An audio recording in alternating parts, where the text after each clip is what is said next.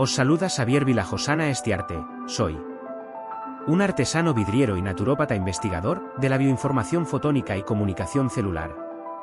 Trabajo en campos de resonancia latente y herramientas que desarrollo, distribuyo y facilito formación para el bienestar personal y del planeta, mediante la información holísticamente encriptada de los campos bioenergético, neurológico, vitalizante, intuitivo, autodignificante y vivencial.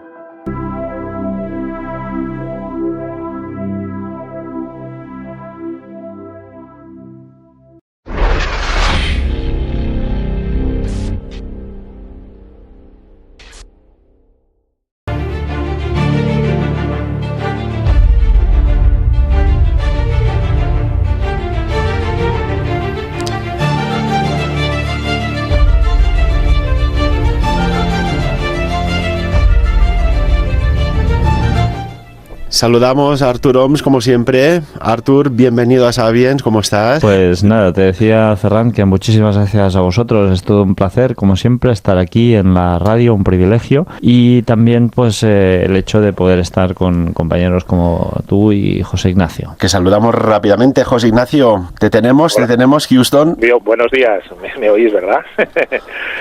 Sí, pues un placer también para mí, coincidiendo con Artur, todo un privilegio estar en compañía de gente que aporta tanto y que sabe tanto, como es tu caso, Ferran, y el caso de Artur. Caballeros, hoy vamos a tratar un tema muy bonito, significativo e incluso, me atrevería a decir, misterioso, ¿no? Nos vamos a hacer un salto en el tiempo, 2000 años atrás, una época que hubo, pues, mucha actividad geopolítica, religiosa, espiritual. Hubieron cosas que a día de hoy se siguen investigando y aún faltan datos. Vamos a momentos tan significativos como estas fechas, ¿no? Fechas de Navidad, los Reyes Magos. Vamos a ver qué conclusiones sacamos de lo que sucedió en aquel pasado remoto. Artur, José Ignacio. Sí, bueno, Ferran, estas fechas son muy significativas para muchas personas, para mí en absoluto, porque no solo no celebro esta festividad, que es la Navidad, sino que para mí son las fechas más. Yo considero que sencillamente uno no tiene por qué esperar a Navidad para hacer un pequeño regalo a una de las personas que más quieres o a algún miembro de tu familia. Tampoco uno tiene que esperar a Navidad para reunirse toda la familia. Uno debe cultivar estas relaciones durante el resto del año. Y como hoy analizaremos, la Navidad no tiene un origen tan religioso como muchas personas puedan creer. Entonces, todo esto que envuelve estas cuestiones, estas falsas costumbres que nos imbuyen estos días a todos estos tipos de pues tener el árbol de Navidad, las lucecitas, estas cenas, todo este derroche, todo este gasto, pues son cuestiones que para mí son muy muy superficiales. Bueno, yo coincido con Artur en cuanto a que son fechas que deberían de prolongarse a lo largo del año, porque efectivamente ahí circulan por internet estos memes que hablan de, bueno, vamos a ponerlo todo bonito, vamos a hacerlo todo bien, para después comportarnos como verdaderos salvajes con el resto de gente que ahora queremos y está a nuestro lado. Efectivamente, no deja de ser una más de las celebraciones pues superficiales que tenemos los humanos, pero fijaros, a mí me gustaría volver a estar en esa época en la que de niño, para mí la Navidad era un momento realmente importante, en el cual estaba más contento, no tenía que ir al colegio, me lo pasaba fenomenal y encima tenía regalos, con lo cual siempre podemos ver que todo tiene esas dos partes, ¿no? Efectivamente, entraremos en lo que la fiesta en sí encierra, veremos que todo lo que creíamos no es tal y como creíamos, como casi todo lo que forma parte del hombre hoy en día, y que detrás de todo pues esconde una realidad bien diferente, pero bueno, ¿por qué no soñar durante unos días a que somos mejores, a que nos queremos más, ya que, bueno, pues hay un cierto sentimiento, aunque sea un ligero barniz? O sea, yo sí que me gusta que se haga esto, aun cuando yo también, al igual que Artur, tampoco soy de la celebración, o sea, sí soy cristiano, pero no celebro, no hago un especial motivo, ¿no?, de estos días.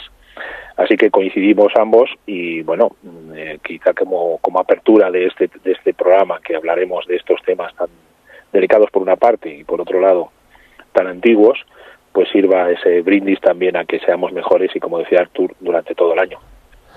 Y tanto que sí. Vamos a aquellos tiempos. Me gustaría que visualizáramos cómo era aquella época, ¿no? No habían coches, no habían motos, no había polución, tal y cual la conocemos, pero sí que había cierta polución, ¿no? Cuando Roma invade muchos territorios de Oriente Medio y establece, pues, su, entre comillas, dictadura. Entre todo aquel movimiento de ocupación surge una figura especial, que destacaba ante los demás, por su vocabulario, por su léxico, por sus habilidades sanadoras, etc. Jesús de Nazaret. Artur, José Ignacio. Sí, mira, de hecho, yo también soy cristiano, ¿no?, como José Ignacio, y de hecho es una de las festividades más importantes para el cristianismo. Y justamente, como dices, Ferran, en la Navidad pretende ser un modo vehicular de celebrar el día del nacimiento de Jesús, un 25 de diciembre. Pues vaya, qué gran error, porque Jesús no solo no nació un 25 de diciembre, sino que no hay ningún registro en la Biblia que así lo diga. De hecho, fijaros, el día que nació Jesús, la Biblia dice que los pastores estaban cuidando a sus rebaños al aire libre. Esto sencillamente era imposible un 25 de diciembre. Es más... ¿Por qué era imposible, Artur? Hombre, porque estar cuidando rebaños de ovejas un 25 de diciembre con las temperaturas que hacen ahí al aire libre es imposible. Prácticamente los pastores ya están resguardados en esa época en sus cabañas y ya están pues con sus fuegos y con sus mantas encima y no están en el campo. De hecho, yo calificaría, y entraremos luego en más detalle, seguramente pues, José Ignacio también aportará datos muy interesantes, en este tipo de religión, de religión de fiesta, que incluso llegó a estar prohibida la Navidad, porque considero que la Navidad es una fiesta pagana, totalmente pagana. Y, para despejar dudas, el paganismo es aquella religión que no es la religión, entre comillas, verdadera, la revelada por Dios. Es decir, cuando observamos el cristianismo tiene un solo Dios. Los paganos, los paganistas, disponen de varios dioses. O sea, un egipcio sería un pagano. ¿Por qué? Porque un egipcio pues tenía varios dioses, ¿no? Tenía el dios del sol, había muchísimos dioses, ¿no? Entonces, esta cuestión es muy interesante y seguramente pues continuaremos ahora analizándola en mayor profundidad. Efectivamente, y tal y como dices, Artur, no son fechas para estar en el exterior, en Oriente Medio, porque la temperatura media es de 0 grados, con lo cual resulta cuanto menos extraño que un niño recién nacido esté en una cuna, en un lugar abierto, y que los pastores, como bien decías, estén pastando las ovejas, estén pastoreando las ovejas. No, está claro que no es esa la fecha. De hecho, se baraja que de varias fechas o varias posibilidades, como que pudiera ser abril o mayo, o septiembre, octubre, que coincidiría un poco más con la historia tal y como nos la han contado. Sin embargo, y esto también lo sabéis vosotros, amigos, lo que se hace es coger una fecha para aprovechar una fiesta pagana. Y esa fiesta pagana eran las Saturnalias, ni más ni menos. Y las Saturnalias tienen muchas significaciones, tienen muchas formas de explicarlas, pero hay una muy sencilla. Y es tan sencilla como que celebramos el solsticio de invierno. Y el solsticio de invierno no es nada más que el sol invicto.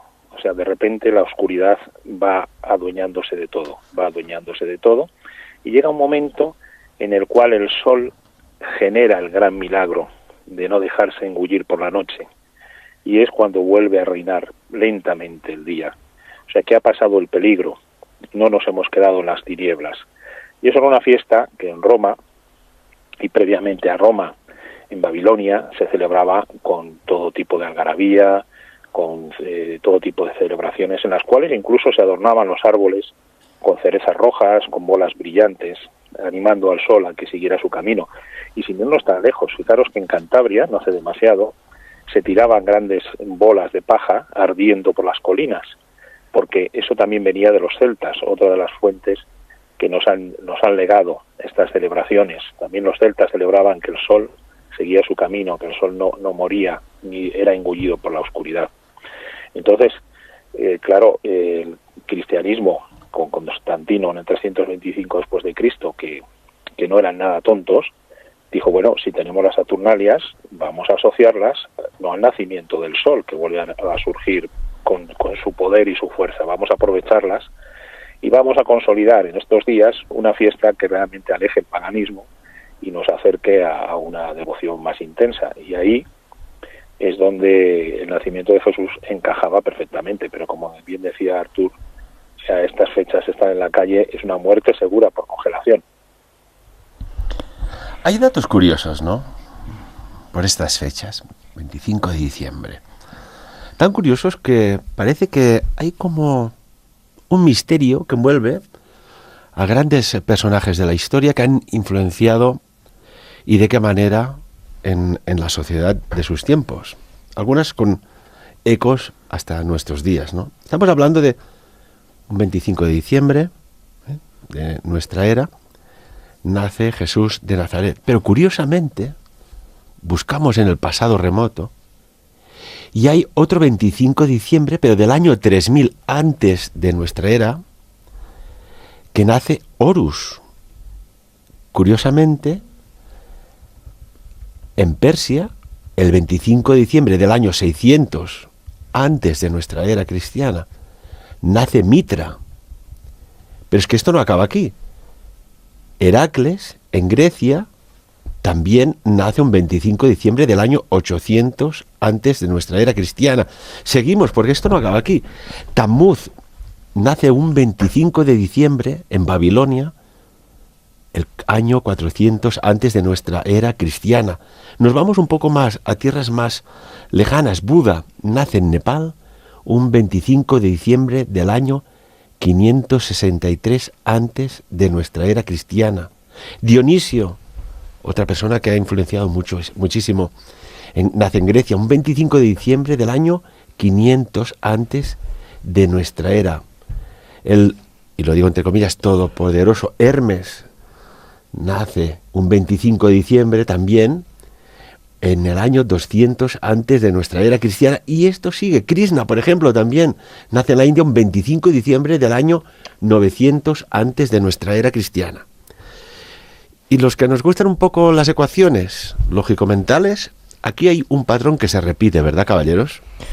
Bueno, Ferran, permíteme que dude de todas estas casualidades y de todos estos nacimientos el 25 de diciembre. Y yo creo que más bien es una cuestión como la que se reproduce o nos quieren hacer pasar esta pastilla tan gruesa que nos pasa por el cuello, de que Jesús nació el día 25 de diciembre. Vamos, mucha gente nace, evidentemente, muchas personas el día 25 de diciembre, no hace 500, ni 2000, ni 1000 años, sino cada año. Pero, hombre, yo realmente todos estos ilustres y conocidísimos personajes nacieran el 25 de diciembre, seguramente alguno de ellos nacería el 25 de diciembre, pero no todos, ¿no? Tal como decía José Ignacio, ¿no? Las casas adornadas de luces, esferas, estrellas, árboles, villancicos, incluso misas, ¿no? Pero veamos qué dice el libro de Christian Book of Why, o los porqués del cristianismo, y es que este libro afirma que los primeros cristianos no querían establecer una fecha para el nacimiento de Jesús, y el motivo era muy sencillo, no querían, porque ellos querían apartarse o quedarse al margen de todas estas costumbres paganas. Otro apunte muy interesante es que en ningún lugar de la Biblia, en ninguno, se menciona que Jesús no tan solo celebrara su propio cumpleaños, sino que no celebró ningún cumpleaños. Jamás, absolutamente jamás. Regalos, villancicos, Papá Noel o Santa Claus son personajes completamente paganos. Y si nos remitimos a lo que dice la Biblia respecto a estas cuestiones o a esos cantos que se hacían en aquellas épocas, es tan sencillo como abrir la Biblia en el libro de Amós, el capítulo 5, versículos 21-23, donde leo más o menos resumido, se dice: yo aborrezco sus fiestas religiosas, vayan a cantar a otra parte. Esto es lo que dijo Dios, o sea, esto está escrito en la Biblia, lo podéis buscar, cualquiera que tenga una Biblia a mano, hay cientos de Biblias online en internet. Esto es lo que dijo Dios Todopoderoso en su libro inspirado en la Biblia. Entonces, ¿por qué motivo se emperran entonces en la Navidad todas estas religiones? Bueno, el cristianismo, pues seguramente aportaremos algún dato más adelante. Hombre, yo creo que al final hay una cuestión muy asociada a lo primigenio, a las civilizaciones agrícolas. Estamos hablando de ese 25 de diciembre en numerosas figuras sagradas que al final pueden justificar lo que comentábamos al principio, de que realmente el solsticio es demasiado importante como para dejarlo pasar. O sea, que el sol vuelva a tomar fuerza, que la luz, la vida, lo que nos da la posibilidad de comer alimentos, siga funcionando, no deje de ser el motor que impulsa todo, creo que tiene la suficiente importancia como para asociarlo a todas las figuras sagradas. A mí también me gustaría recomendar un libro, igual que ha hecho Artur, que es el de los grandes iniciados de Sur, que nos habla precisamente de lo que nos estabas comentando, Ferran, estas fechas tan significativas en grandes iniciados, ¿no?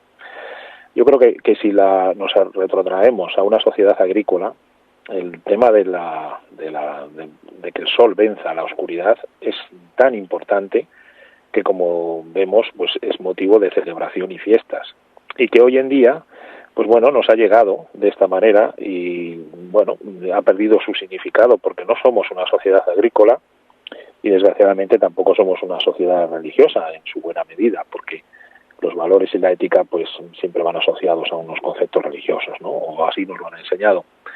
Entonces el nacimiento de las grandes figuras de la humanidad coincidiendo con el nacimiento del sol no me parece palabras pequeñas, aunque eso sí, hoy en día han perdido su significado, sin lugar a dudas. Sí, de hecho, estoy muy de acuerdo con lo que dices y hay cuestiones que son muy interesantes. La primera, como decíamos, es que no hay una base bíblica para celebrar tal fiesta, ¿no? De hecho, la Navidad en el mundo occidental, en nuestra civilización, marca un evento muy importante, sobre todo para los comerciantes, que estos fueron los grandes beneficiarios de toda esta cuestión y además fueron muy hábiles. De hecho, tú te referías antes a Saturnalia y yo añadiría también a Brumalia, que era una festividad pagana que se iba a suprimir, pero que de hecho gustaba muchísimo a los cristianos. Y entonces ellos de alguna manera buscaron la manera de continuar manteniendo esta fiesta y al final se llegó a reconvertir en la Navidad, ¿no? Aprovechando esta fiesta que, bueno, falsificaba completamente la fecha de nacimiento de Jesús. Y cómo no, en nuestra era moderna veremos que tenemos que mirar hacia nuestros amigos americanos para definir todo este inicio de toda esta temporada que marca la Navidad, todas estas luces, ya no diría hoy en día de neón, ¿no? Porque hoy en día son luces de LED prácticamente todo, y además que cambian de color sin ningún tipo de necesidad de gases, con lo cual son mucho más ecológicas. Y tenemos que echar una mirada hacia Estados Unidos porque veremos que los americanos, una vez más, con fechas como el Black Friday, como Halloween y como incluso nuestra hoy protagonista de la Navidad, pues tienen mucho que decir. Ahora que dices, Artur, lo del Black Friday, fíjate que se celebra una fiesta de hiperconsumo en el cual no se sabe realmente el origen. Y es que es el día, el viernes negro, es el día en que se vendían los esclavos negros al mejor precio. O sea, fíjate lo que se está celebrando de alguna manera. Más cuestiones sobre estas fechas tan significativas. Volvemos a aquellos tiempos. Podemos oler incluso el olor de aquella tierra especial, con su geomagnetismo, próximo a un paralelo 33. Resulta que 3 reyes magos, que resulta que no son reyes, pero sí magos en el sentido de la palabra, gente muy sabia, son guiados por una especie de luz. Y aquella luz en el cielo se detiene en una vertical.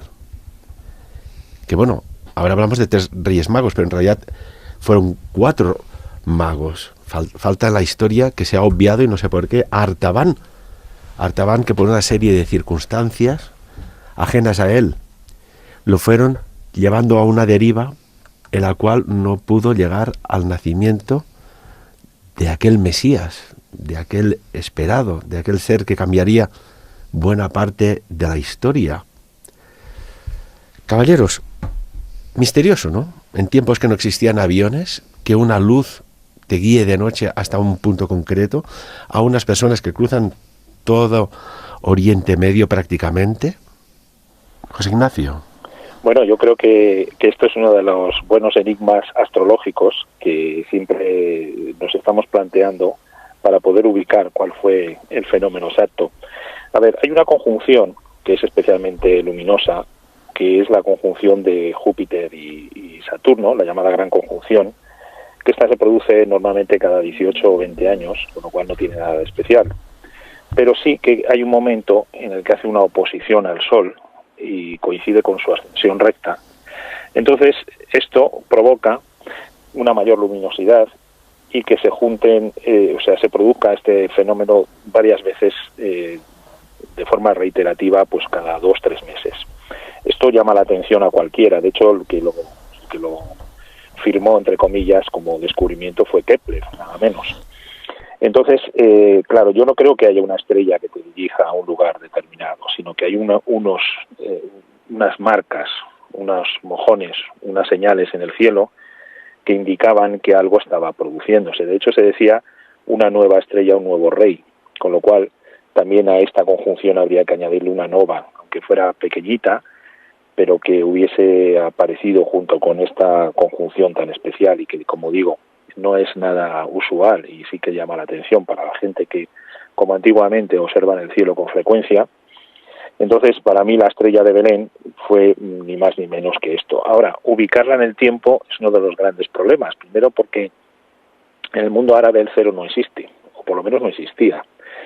Y hasta que Dionisio el Exiguo nos dijo que Roma tenía 753 años cuando nació Jesús, pues no sabíamos cuándo había sido el año cero nuestro. Entonces, al final nos encontramos con un desfase de tiempo bastante interesante, que también podemos ubicar por el censo romano, al que tuvo que ir José y María, que se calcula que fue en el 8 o 6 antes de Cristo, con lo cual estaríamos sí coincidiendo con esta conjunción, más o menos, y por lo tanto podría ser una de las hipótesis válidas de que esa estrella, a tu pregunta, Ferran, de que qué podría ser, pues fuese realmente un signo o una señal en el cielo que diera la indicación a esos grandes sabios, que por eso magos, que en persa magusa es hombre sabio, que les diera la señal de que algo estaba ocurriendo. Y sí que es verdad que en la ascensión recta no deja de ser más que unas coordenadas, como la latitud y longitud, que nos permiten ubicar a la estrella en el lugar en el que puede levantarse, ¿no? Entonces sí que podríamos, o yo por lo menos me inclino con que fuese un fenómeno celeste que diera lugar a la puesta en marcha de esta comitiva, que como tú bien decías no sabemos ni cuántos eran, ni cómo eran, ni nada, porque la única referencia que tenemos de ellos es en el Evangelio de Mateo, muy por encima, y luego en el Excepta Latina Barbari, que en el siglo V nos habla de un tal Baltasar, un Melcón y un Gaspar, y por eso, bueno, nos hemos quedado en esas tres figuras. Los griegos le llamaban a Pelicón, Amén y Damascón, o sea que no tenía nada que ver con sus anteriores, pero en cualquier caso estamos una vez más en una historia paralela a la que nos han contado, pero que no por ello, para mí por lo menos, deja de ser menos bella.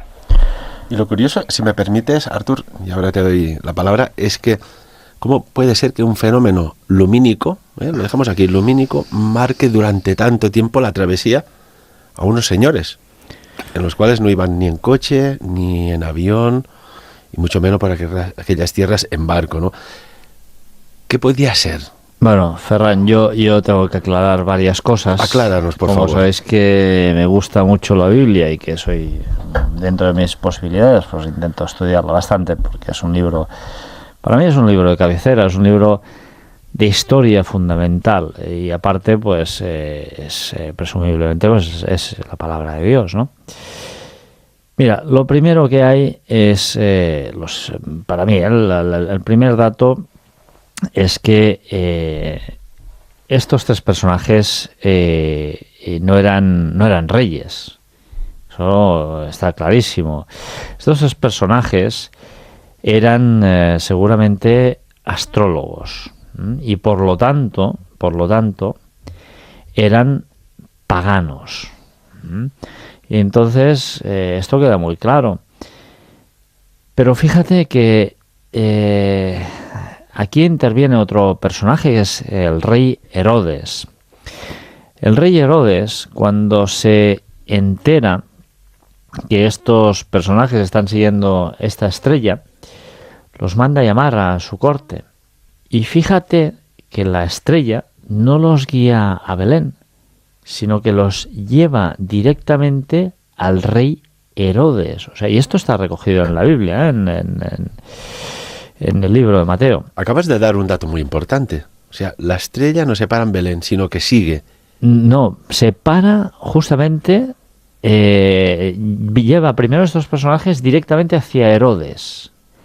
Y Herodes, ¿qué pretendía? Herodes, claro, Mateo 2.2 me parece que se le llama a Jesús el rey de los judíos. Entonces, claro, si tú eres el rey de los judíos, es Herodes, y alguien en la Biblia te dice que va a venir el rey de los judíos y ese rey no eres tú, significa que te van a destronar. O sea, eso está clarísimo. Por lo tanto, Herodes, ¿qué hace aquí? Pues Herodes, al final, todos sabemos cómo acaba la cuestión, ¿no? Herodes manda a asesinar a todos los menores, creo, de 2 años que había en Belén y sus alrededores. ¿Para qué? Para no dejar títere con cabeza, porque él ve peligrar totalmente su reinado. Con lo cual, esta luz, ¿quién la envía realmente? Hombre, la envía alguien que no le tenía demasiado cariño a Jesús, porque si tú envías o guías a estos magos directamente hacia Herodes, al lobo, quiere decir que aquí hay alguna cuestión. Seguramente, y podríamos utilizar el nombre de Satanás o el diablo, a mí me gusta más el diablo, seguramente fue el diablo o una fuerza maligna, llamémosle como queramos, que envió esta luz que guió a estos tres personajes, tres, y aquí vamos a desmitificar otra cuestión, y es que tal y como apuntaba José Ignacio, en la Biblia no se dice cuántos eran estos personajes, o sea, no podemos decir si eran 1, 2, 3 o 4, con lo cual, esta luz se envía a estos personajes hacia Herodes, es que algo bueno no quería para Jesús el Nazareno. ¿Y qué se habló entre Herodes y estos magos? Herodes pidió a estos magos que prosiguieran su guianza hasta conducirlos al niño, ¿no? Evidentemente, estos magos, cuando vieron las reales intenciones de Herodes, al final decidieron no guiar a Herodes hasta el niño, ¿no? Seguramente si lo hubieran guiado, pues hubieran acabado con su vida. ¿Y si te dijera que las cartas del Sí, tarot cuéntalo. guardan secretos que nunca te han contado? Que detrás de cada símbolo, de cada arcano, existe un universo de poder esperando ser descubierto. Bienvenidos al retiro curso taller de El Tarot Oculto, secretos jamás revelados con Ferran Prat de Sabiens. Un curso único en el mundo donde aprenderás los misterios energéticos de los arcanos mayores, la conexión con los supraarcanos, cómo el tarot conecta con las matemáticas sagradas, las civilizaciones perdidas y registros acásicos, rituales y técnicas para activar el verdadero poder de cada carta. Además, descubrirás por fin tus dones ocultos y aprenderás a manifestar eventos no sucedidos, conectándote con planos etéricos a través del tarot. Tu transformación y transmutación comienza aquí, apto para todos los públicos. Las plazas son limitadas. Inscríbete ahora a El Tarot Oculto, secretos jamás revelados con Ferran Prat de Sabiens. Información al WhatsApp +376 332 345.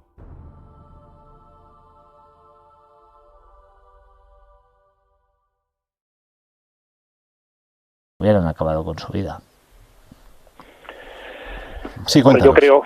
yo creo ahí, perdonadme que haga un inciso, dos cosas. Una, que efectivamente lo que dice Arturo es lo que dice la Biblia, y dos, que es una cuestión que, por cierto, a mí también me parece un libro magnífico, no solo magnífico, sino que encierra un conocimiento que todavía no ha sido en buena medida descifrado y puesto en marcha, porque aparte del mensaje, que el mensaje para mí es insuperable.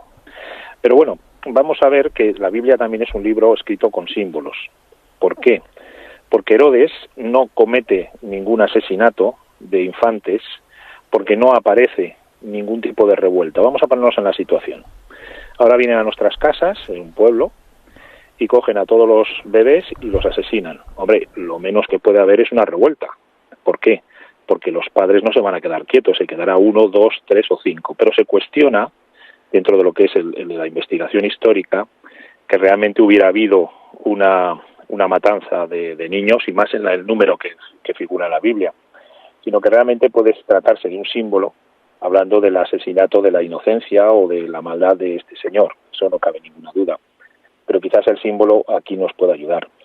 Y después la luz, como decíamos, yo creo que la naturaleza, que los mayores prodigios se realizan en la naturalidad. O sea, que en la misma naturalidad de los hechos que nos rodean están los prodigios, porque si no nos vamos al circo Pris, por decir un nombre, y nosotros que somos muy aficionados a darle a todo un aspecto muy hollywoodiense, pues nos podríamos perder en todo ese mundo de fantasía y de grandes hechos, ¿no? Me da la sensación, y esto sí que es una opinión personal mía, de que en la misma naturaleza y en la sencillez de la cotidianidad guarda los mayores prodigios. Por eso me da la sensación de que no, también es un símbolo que el que la luz pueda andar y pueda llevar a los magos a un sitio o a otro. Yo por eso me decanto desde el principio, y también por mi inclinación a la astrología, como es lógico, a que siendo grandes astrólogos, porque no podían ser otra cosa, como ha dicho Artur, pues que siguieran esa indicación de la estrella, que no se movía, sino que estaba indicando un lugar, y dentro de ese lugar, pues efectivamente, si eran sabios, irían a ver a la persona representante de la autoridad antes de seguir a su camino, ¿no? En fin, aquí sí que entramos en las opiniones personales y por lo tanto yo aquí lo dejo, pero bueno, quería simplemente aportar otra opinión a lo que acaba de comentar el compañero. Sin pera la lógica, la verdad es que tiene mucho sentido común. Y entonces, cuando narra San Mateo que dice, entonces Herodes, al ver que había sido burlado por los magos, se enfureció terriblemente y envió a matar a todos los niños de Belén y a toda su comarca, de 2 años para abajo, según el tiempo que había precisado por los magos. Mira, Ferran, esto es, se cita, justamente iba a citar este pasaje de la Biblia, que es Mateo capítulo 2, versículo 16, ¿no? Parece que me hayas leído la mente a través de este cristal, ¿no? Artur, ya sabes que llevamos mucho tiempo investigando muchos campos y a veces suceden casualidad o causalidad y ya está. Pues mira, yo voy a recomendar otro libro más. Un libro que no es interesante, es lo siguiente interesante. Se llama Y la Biblia tenía razón, de Werner Keller. Recomiendo a todos nuestros oyentes que compren este libro. Este libro nos da pruebas arqueológicas de que todo lo que hay en la Biblia, o gran parte de ello, se apoya en pruebas arqueológicas. Claro, ¿por qué no hubo una revuelta? Herodes era un tirano. Si tú te revuelves contra un tirano, probablemente lo que te suceda no solo es que se carguen ya a tu hijo, sino que además se carguen a toda tu familia. Con lo cual, las rebeliones en aquella época eran como que algo no muy bienvenido. Y a este personaje, concretamente a Herodes, yo creo que el pulso no le temblaba demasiado en el momento de infligir castigos sobre la población. De hecho, Herodes tenía el apoyo de Roma, ¿no? Porque con la derrota de Marco Antonio y Cleopatra en la batalla de Actium, y esto nos sitúa ya en el año 31 antes de Cristo, Herodes pues se ganó el soporte, la confianza de por el entonces emperador de Roma, Augusto, y mantuvo pues excelentes relaciones así con él, ¿no? Por tanto, tenía un apoyo geomilitar muy fuerte. Sí, lo que pasa es que tampoco que consta ninguna prueba documental, igual que sí que las hay, de otras cuestiones asociadas a Herodes, de que haya habido un asesinato masivo. También tenemos que tener en cuenta que los propios soldados, mucha de la guarnición era del lugar y podían tener hijos nacidos con esa edad. Bueno, en cualquier caso, yo creo que nos va a dar igual que haya matado a gente, a niños, o no haya matado a niños. Nos sirve tanto si lo queremos ver como un hecho literal, como si lo queremos ver como un símbolo. La cuestión clara es que evidentemente no era una persona recomendable y que sí que representa pues un aspecto negativo o opuesto a cualquier cuestión positiva. Siempre se dice que donde hay un lugar de energía positiva, que antes hablabas, Ferran, de lugares con un geomagnetismo fuerte, no muy lejos hay otro lugar con un vórtice de energía negativa también, ¿no? Para que haya un equilibrio.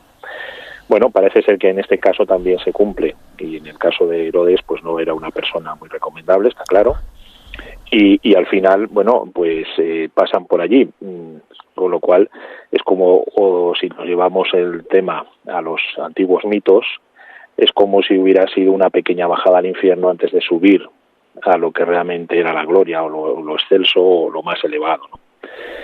Bueno, en cualquier caso, la Biblia también podríamos entender que tiene referentes en otras culturas, y que lo importante de la Biblia, yo creo, inalterable a lo largo de los siglos y de las civilizaciones, es su mensaje, ¿no? Su mensaje que realmente es un mensaje de amor, y con eso ya está todo dicho en una simple palabra. No sé si nos estamos desviando, pero realmente yo creo que hablando de un libro tan importante, pues siempre conviene recordar que sea símbolo o no lo sea, la cuestión es el mensaje y llevarlo a cabo, claro, naturalmente. Claro, José Ignacio, tú has trabajado muchos años para una gran editorial y sabes que a veces pues hay reediciones de libros, hay versiones nuevas, y quizás, y digo así, quizás, que cuando se reescriben las cosas, pues solo cambiando una palabra, hay una deriva en su contenido. Y por ejemplo, hay algo que me extraña muchísimo, que desde los 12 años aproximadamente hasta los 30, Jesús de Nazaret desaparece de la historia literalmente. Ni después se hace referencia a aquel pasado, ni durante ese pasado perdido figura en ningún sitio. ¿Esto qué es? ¿Se ha censurado? ¿Ha desaparecido? ¿O él desapareció para algo? ¿Qué opináis? Porque esto es más que misterioso. Yo lo que creo es que él no quería que se supiera dónde estaba, ¿no? Porque, claro, podemos elaborar toda una serie de teorías, pero vamos a ver, si yo no quiero que se sepa dónde estoy, lo más normal es que no dé ninguna muestra ni capacidad de descubrir dónde estoy, y más en aquellos lugares o en aquella época en la cual no existían las redes sociales ni nada que pueda favorecerlo tanto como ahora. Pero si nos vamos a lo más sencillo siempre, me da la sensación de que Jesús no quería que se supiera dónde estaba, que era ese tiempo para él. Lo que hizo o dejó de hacer es algo que no vamos a conocer fácilmente, salvo que exista algún otro manuscrito que encontremos y que nos lo quieran contar, y a partir de ahí también habría que ponerlo en duda, o por lo menos habría que analizarlo con mucho cuidado. En cualquier caso, cuando algo no se sabe, es porque, si tratándose de una persona, que no quiere esa persona que se sepa. Estamos hablando quizás del primer, aunque no exista, documento top secret de la historia, algo que no interesa que trascienda, Artur. Yo creo, sencillamente, estoy muy de acuerdo con nuestro compañero, ¿no? Y es que Jesús, tal como dice José Ignacio, pues él necesitaba seguramente un tiempo para él, y la Biblia deja muy claro que durante todo este tiempo que él fue creciendo, lo que se dedicó a hacer es asistir a las sinagogas y aprender de los maestros, ¿no? Tal como tú decías, Ferran, una frase, y diría que incluso tú decías una palabra puede cambiar el significado de una frase. Yo te diría que incluso una coma puede cambiar. No necesitamos ni una palabra para cambiar el significado de una frase, ¿no? Pero realmente la Biblia sí que es cierto que es un libro que aún está muy inexplorado, del cual tenemos que acabar de aprender a interpretar muchas de sus textos y profecías, y seguramente pues no tenemos todo el conocimiento que es necesario, y este conocimiento pues va llegando muchas veces poco a poco y en cuentagotas, ¿no? Hay un personaje de la Navidad que a mí me gustaría hablar, me gustaría que lo tocáramos un poquito, porque me tiene muy intrigado, ¿no? Y es Santa Claus. Santa Claus, básicamente, si lo vemos desde una perspectiva práctica, es una especie de juez, ¿no? Porque él decide a quién premia o a quién castiga, ¿no? A qué niño se ha portado bien y qué niño se ha portado mal. Y me gustaría un poquito analizar el inicio o los inicios de Santa Claus, porque fijaros, y volviendo un poquito atrás, rebobinando lo que hemos dicho, a principios del siglo XIX, los líderes de Estados Unidos, y ahora ya lanzando una mirada hacia América, prohibieron las celebraciones de Navidad, ya que eran antibíblicas y paganas. De hecho, en Massachusetts estuvieron prohibidas por más de 22 años, e incluso se establecieron multas para quien las festejara de una forma pagana. Soy ahí recogido unas palabras del reverendo Incres Mather en 1687, que dijo: la costumbre de mantener y celebrar la Navidad es una deshonra para el nombre de Cristo, y muchos se consumen, porque muchos en aquella época, es cierto, se consumían, tal como decía el reverendo, a jugar a los naipes, en aquella época eran los naipes, a orgías y a exceso de vino, que el vino era el LSD de aquella época. Entonces, si queréis, profundizamos un poquito más en esta cuestión y en el inicio de este personaje que veréis, que es bastante peculiar. Pues y tanto que sí. José Ignacio, hombre, yo lo Santa Claus. Sí, lo que conozco es la historia como más, seguramente Artur nos puede aportar más que yo, porque yo lo que conozco es la historia de San Nicolás, que dentro de lo que es el santoral cristiano es de un obispo del siglo IV, que gracias a su generosidad y a las dotes que da a unas muchachas que no tenían dote para casarse, pues pasa a ser lo que hoy conocemos, que inicialmente además se le pintaba como, o se le representaba de verde, y después los americanos lo cambiaron al rojo de la Coca-Cola, que esa es la razón por la cual hoy en día Papá Noel va vestido de rojo.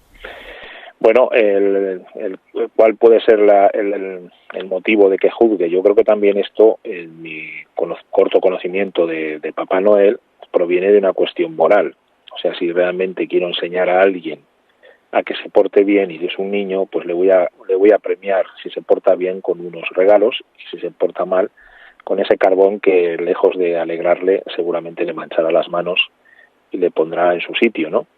Cosas que hoy en día pues ya nos suenan un poquito arcaicas, pero que realmente pues deberían de ejercer su motivo y conducían a que la gente tuviera más valores o fuésemos en general personas con más ética. Ya digo, yo realmente me quedo con ahí en San Nicolás. No sé si habrá un Papá Noel anterior o asociado a lo que eran las costumbres celtas, porque no nos olvidemos que los americanos son hijos de Europa y por lo tanto los primeros inmigrantes ingleses, irlandeses que fueron a Estados Unidos importaron en buena medida muchas de las costumbres. Por ello quizás el prohibir la Navidad, porque tampoco era una cuestión que se viviera de una forma muy sana en esa Inglaterra medieval. Evidentemente lo de las orgías, las borracheras y los excesos pues fue el tapiz que adornaba las celebraciones de esta fecha, ¿no? Por eso digo que realmente yo a San Nicolás le entiendo como uno de los santos, por esa capacidad generosa de poder atender y ayudar a la gente. Claro, trasladémonos concretamente a Nueva York, ¿no? Nueva York durante muchos años fue una ciudad sin ley, una ciudad salvaje, llena de mafias, de muchísimas cuestiones, y llegaban ahí, desembarcaban personas de prácticamente todo el mundo. De hecho, los marineros cuando llegaban se emborrachaban, jugaban a naipes, ¿no? Incluso llegaban a saquear partes de la ciudad de Nueva York. Todo esto provocó que los americanos de rancio abolengo, aquellos que son más de sangre azul, acabaran hasta las narices de esta situación, y lo que hicieron es, tal como decía pues José Ignacio, pues civilizar un poquito más todas estas celebraciones, ¿no? Las dirigieron más hacia los niños, más a pasar esta época del año en familia, y con esto pues ellos esperaron poner fin a esta situación. De hecho, querían domesticar la Navidad, ¿no?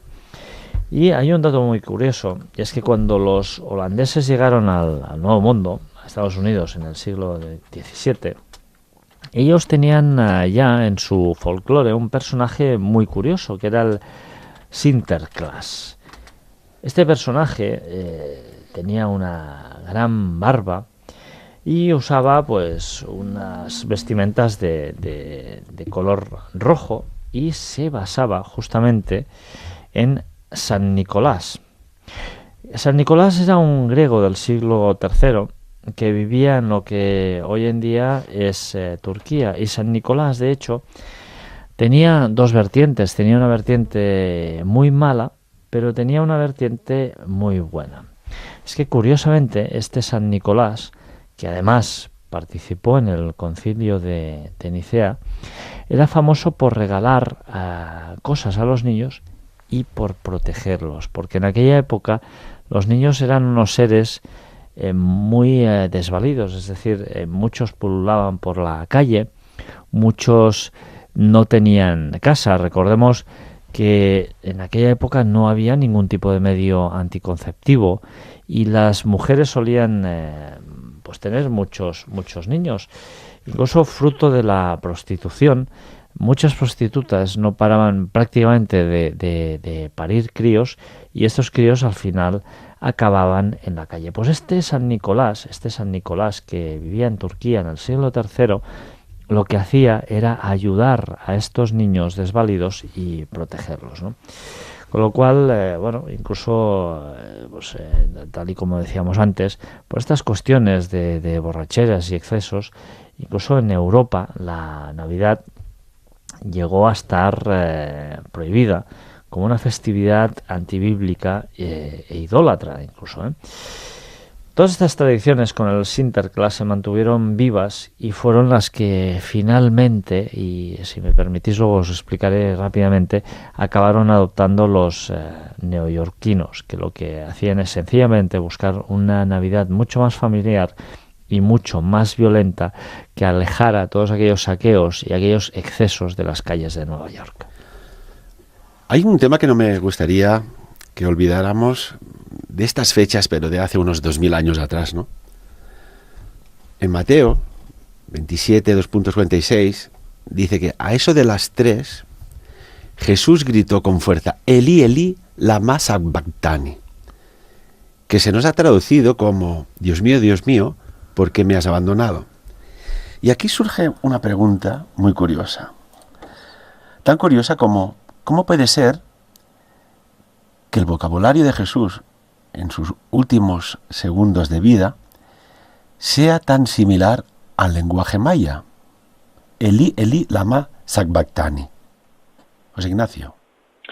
Pues mira, eso realmente... No me dirás que, José Ignacio y Artur, que no es una extraña coincidencia, porque bien traducido, sí, al castellano sería, ahora me hundo en la prealba de tu presencia.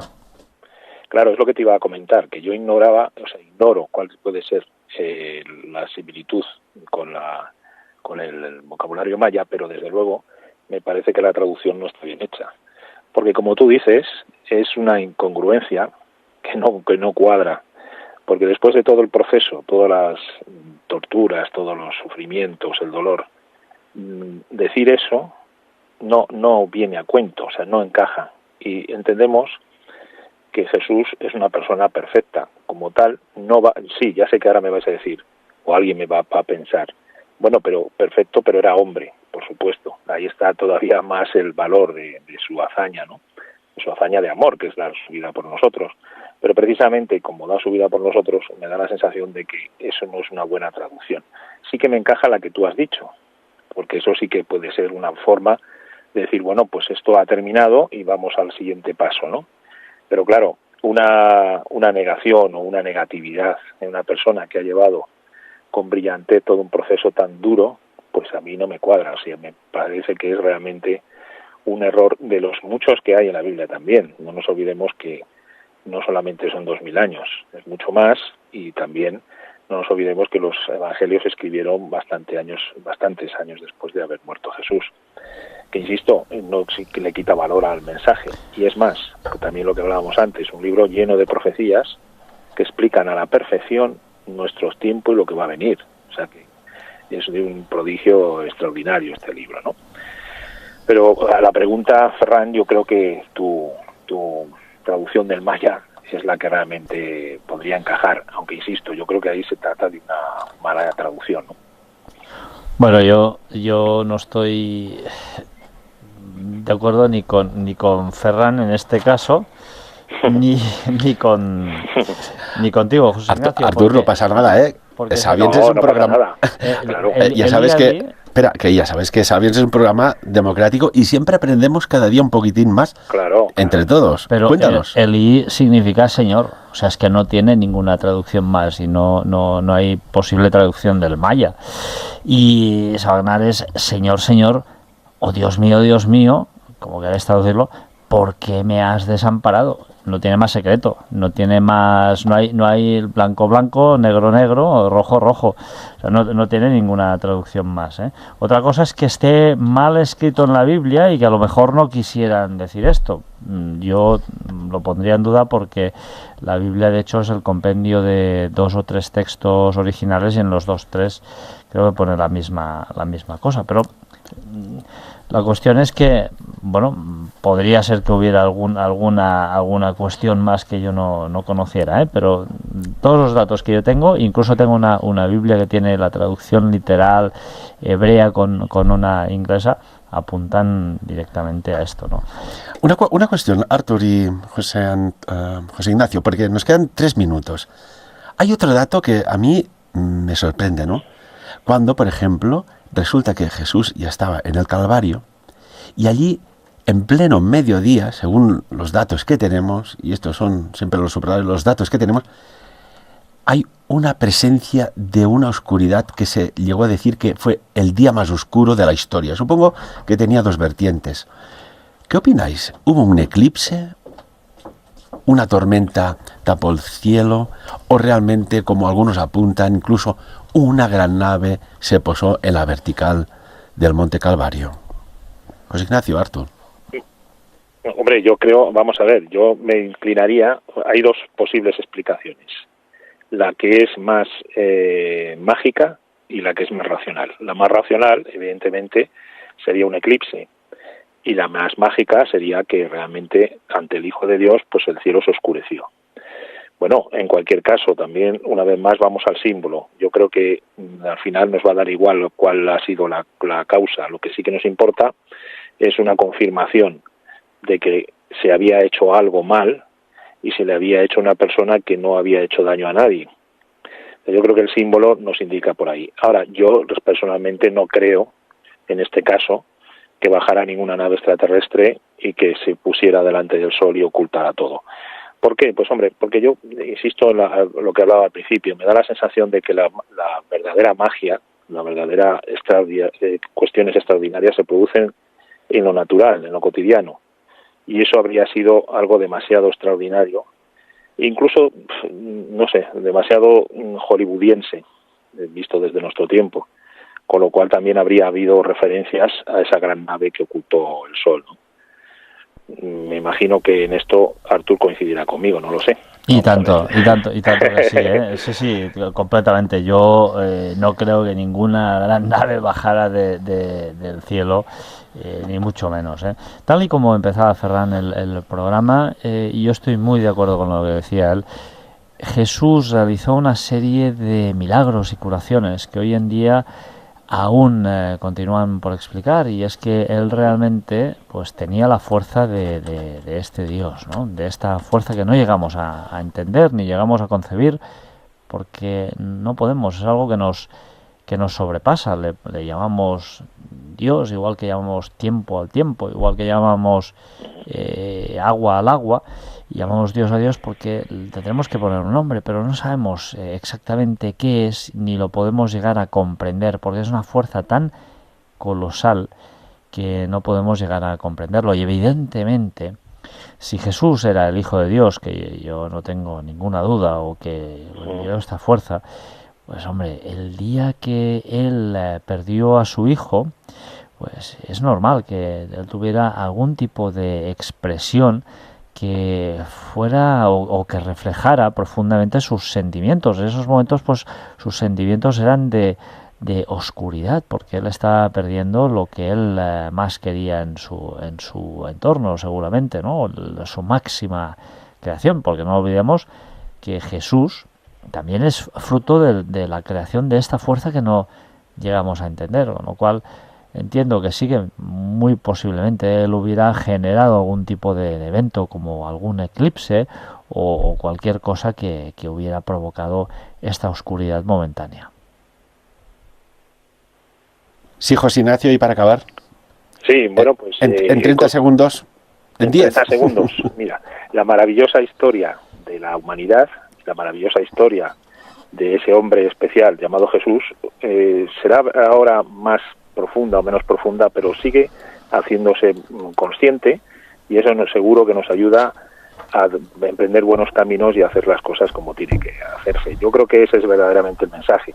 Haz las cosas bien, levántate con una sonrisa y acuéstate con una sonrisa. No tiene más. Caballeros, como siempre el tiempo nos apremia. Artur Oms, José Ignacio Parra, a los dos muchísimas gracias y feliz Navidad. Gracias. Gracias. Sapiens. Dirigit i presentat per Ferran Prat.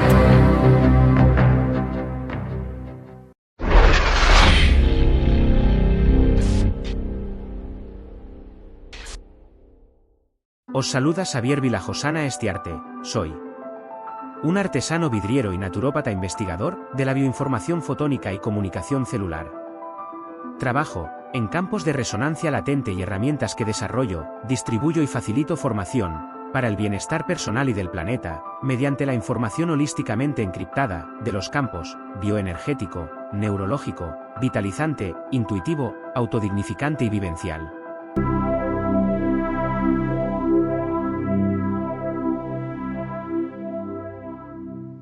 ¿Y si te dijera que las cartas del tarot guardan secretos que nunca te han contado? Que detrás de cada símbolo, de cada arcano, existe un universo de poder esperando ser descubierto. Bienvenidos al retiro curso taller de El Tarot Oculto, secretos jamás revelados con Ferran Prat de Sapiens.